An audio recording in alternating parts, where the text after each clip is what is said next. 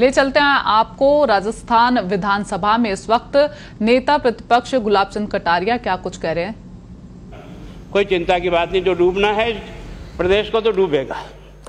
मतलब 10 वर्ष में चाहे मेरा सरकार रही हो चाहे आपकी रही हो, किसी में स्वयं शिक्षा मंत्री हूँ, अपराधी होऊंगा, कोई चिंता की बात नहीं। लेकिन आप कम से कम इन 10 सालों से इन जितनी कोचिंग संस्थाएं चल रही है, इनकी जितनी परीक्षाएं हुई है, उनके परीक्षा के रिजल्ट के साथ आप एक टीम लगा करके इनका पोस्टमार्टम करो, तब आपको समझ में आ जाएगा कि बीमारी कहाँ से चली है। ये बीमारी इन व्यवसायियों के थ्रू चली है। मैं और आप पेपर आउट करेंगे, पेपर लाऊंगा 5 लाख दे दूंगा, 8 लाख दे दूंगा, मैं क्या 2 करोड़ 5 करोड़ 8 करोड़ दे सकता हूँ क्या भैया? ये सारे के सारे जो पैसे देने वाले बड़े बड़े दिग्गज लोग हैं, जो कोई 10 करोड़ में पेपर ले जाता है, कोई 3 करोड़ में ले जाता है, कोई 2 करोड़ में ले जाता है, फिर अपने कोचिंग संस्थान में रिजल्ट लाता है और उसके बाद बड़े बड़े पोस्टर बाहर लगाता है, मेरा 100% सिलेक्शन। ये है बीमारी की जड़।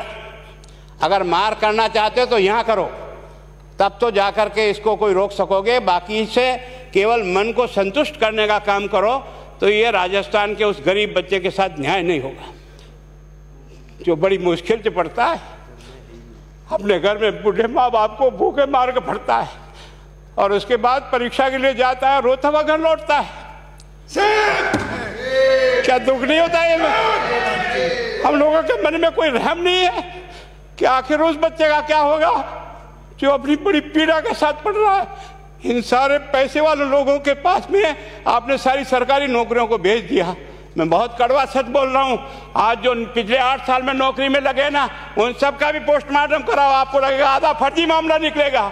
कोई है नहीं, कोई सोचने वाला है इस पर कि आखिर उसके दर्द को कौन जानेगा, है ना। जिस प्रकार से हमने परीक्षा के माध्यम से इन पैसे वाले लोगों को उतार करके सारे के सारे उन गरीबों की आशाओं के ऊपर पानी फेर दिया।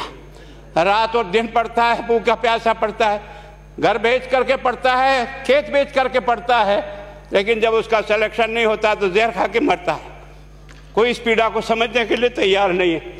और हम इस कानून को ला करके दुनिया को बताना चाह रहे हैं कि हमने इतना बड़ा कानून कर दिया, इस कानून से कुछ भी नहीं होगा। मैं आज आपको कह रहा हूँ, ये जो आपने नए प्रावधान जोड़े हैं, मैं सोचता हूँ कि मुझे कुछ बोलने की इच्छा नहीं, मुझे बहुत दुख है इस बात का। क्या होगा ये?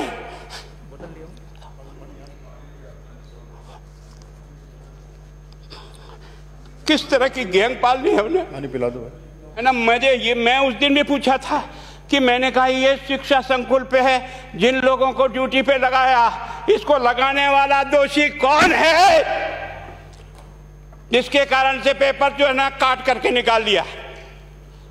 ये तो ठीक है, भाग्य हमारा अच्छा था कि सवाई माधोपुर की घटना छूट गई और एसओजी को उसमें हाथ में लग करके कुछ केस लग गया। अगर वो केस नहीं लगता तो आज आपकी सारी नौकरी पर इन सब बड़े बड़े दलालों के स्कूल में पढ़ने वाले बच्चे होते और मेरा गरीब का बच्चा अपना घर लौट के जाता। क्या दुर्भाग्य है। और इस कारण से केवल इसके लिए खुश मत हो जाओ कि हमने कानून बहुत सख्त बना दिया इसलिए अपराधी रुक जाएगा। नहीं, सिस्टम को बदलना होगा, ये परीक्षा का सिस्टम चेंज करना होगा। मैं सोचता हूँ कि क्या हम इतने अक्लमंद बैठे हैं, क्या इस व्यवस्था को चेंज नहीं कर सकते? क्या एक ही पेपर सारे राजस्थान में 20 लाख बच्चों को दिया जाए? क्या इसका कोई ऑल्टरनेट नहीं हो सकता? इसका ऑल्टरनेट सोचना चाहिए कि हम परीक्षा को टुकड़े टुकड़ों में कैसे कर सकते हैं। जिले के अनुसार पेपर नहीं, एक नहीं हम 25 पेपर बना सकते हैं। कौन से सेंटर पर कौन सा पेपर जाएगा कोई तय नहीं करेगा कौन सा जाएगा, और हम जो इच्छा होगी उस सेंटर पे वो पेपर भेजेंगे। और ये जितने भी प्राइवेट कॉलेजों में आपने सेंटर बना रखे उनको बंद करो, इनको तुरंत बंद करिए एक ऑर्डर से। जितने भी सरकारी विद्यालय है और सरकारी नौकर ही एग्जामिनर बनेगा और एग्जामिनेशन करेगा, तब तो आप इसको बचा पाओगे। ताकि आप और मैं कितने भी कानून बदल कर दें, आपका वो जांच करेगा, आपका वो अधिकारी आएगा। आपने कहा भाई सेशन जज के नीचे नियुक्ति नहीं होगी, इसके अलग से कोर्ट होगा, बहुत अच्छी बात है। प्रोविजन जो आपने डाले हैं वो स्वागत योग्य, स्वागत करता हूँ, पर इन प्रोविजन को लागू तो आप और मैं ही करूँगा, कौन करेगा? जब हम ही ठीक नहीं है तो इन प्रोविजन क्या रोएंगे अंदर बैठे बैठे? जब तक हमारा दिल और दिमाग ठीक नहीं होगा ना, इस बीमारी का इलाज नहीं होगा। हमने शिक्षा के मंदिर को भ्रष्टाचार की भट्टी में जलाकर खाक कर दिया। दुर्भाग्य हमारा, जहां से कोई आशा की किरण दिखती थी उस गरीब को कि चलो मैं अपनी मेहनत से आगे बढ़ जाऊंगा, लेकिन अब वो निराशा में आ गया।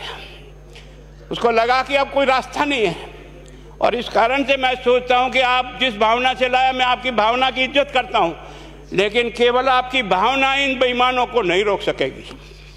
इसको रोकने के लिए हमको सिस्टम को बदल करके और तुरंत उस पर ध्यान करना चाहिए। कानून 302 का बना हुआ है, क्या मर्डर रुक गए? आप भी जान रहे हो, रोज के रोज पोक्सो कोर्ट में आजीवन कारावास हो रहा, क्या व्यभिचार रुक गया है? अपराधी को दंड मिल सकता है, अपराध बंद नहीं हो सकता है। अपराध बंद करने के लिए जो सिस्टम होते हैं उस सिस्टम में चलो।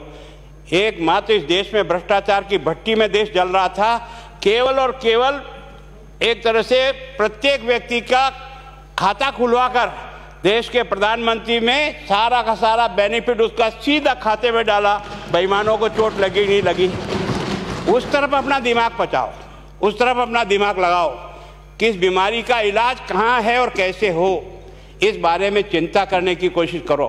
मैं कई बार इधर सीकर और इधर गया तो मैं सोचता हूँ कोचिंग संस्थान की बिल्डिंग देंगे ना तो टोपी गिर जाए नीचे से। क्या चीज़ है यार, भगवान ने क्या लक्ष्मी वहीं बरसाई है। और जो बाकी संस्थाएं, उसका कारण यह है कि हमने अपनी दुकान को इतनी कमज़ोर कर दी है कि जहाँ बच्चे अच्छी तरह से शिक्षा लेकर के हम जैसे गरीब पढ़ करके यहाँ आ गए, अब वो रास्ते नहीं हैं। और इस कारण से मेरी बहुत विनम्र प्रार्थना है, इस बीमारी का इलाज चाहिए बच्चे को, कानून से नहीं होगा, कानून के अलावा होगा, और उसमें आप करें। धन्यवाद। Thank you. माननीय मंत्री महोदय।